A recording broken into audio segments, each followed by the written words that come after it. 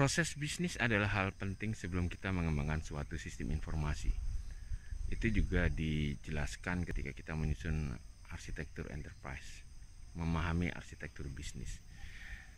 Sayangnya banyak pengembang tidak cukup sabar untuk memahami proses bisnis. Lebih-lebih sering sekali teman-teman pengembang IT tanda petik sok tahu, itu gampang, saya mengerti masalahnya, jadi programnya dalam tempo 2 minggu. Kenyataannya sangat sulit sekali apabila kita tidak memahami proses bisnis suatu organisasi untuk mengembangkan aplikasi yang sesuai dengan kerja organisasi tersebut. Hal ini kita harus pahami karena suatu sistem informasi atau teknologi IT pada dasarnya harus membantu proses bisnis dari organisasi tersebut. Harus menjadikan suatu hal inovatif sehingga proses bisnis menjadi lebih lancar. Permasalahan yang lain adalah kata-kata bisnis. Di Indonesia terlanjur kata-kata bisnis ini dikaitkan dengan dagang, sehingga seperti dianggap ketika kita bicara bisnis adalah berdagang, untung rugi. Padahal arti kata bisnis sesungguhnya adalah melakukan pekerjaan, menyelesaikan pekerjaan. Sehingga seringkali waktu istilah proses bisnis digunakan, dan saya bertemu dengan lembaga penyelenggara negara atau pemerintah, ketika ditanyakan, "Pak, Bapak punya proses bisnis tidak?"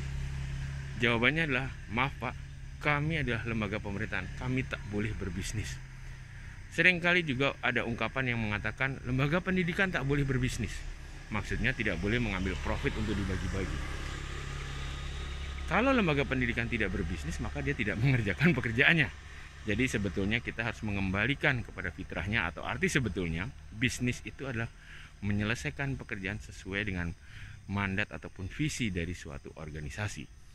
Memahami proses bisnis adalah langkah yang sulit dan bukan sulit, tetapi harus cukup sabar dilakukan pengembangan aplikasi sebelum mengembangkan aplikasi. Mengapa? Karena bila tidak, aplikasi yang disusun tidak sesuai dengan proses bisnisnya dan alih-alih membantu pekerjaan tersebut malah merepotkan.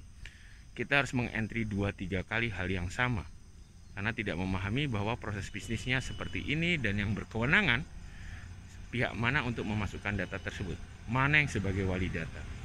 Jadi memahami proses bisnis adalah langkah pertama sebelum kita dapat mengembangkan sistem informasi dengan baik. Dan kepada para developer, saran saya, jangan menganggap remeh untuk memahami proses bisnis tersebut. Memahami bagaimana alur kerja, memahami data dan informasi yang mengalir pada suatu proses bisnis merupakan kunci sebelum kita dapat mengembangkan aplikasi secara baik dan bisa memiliki manfaat bagi para pengguna kita. Jadi, jangan rancukan bisnis dengan dagang. Terima kasih.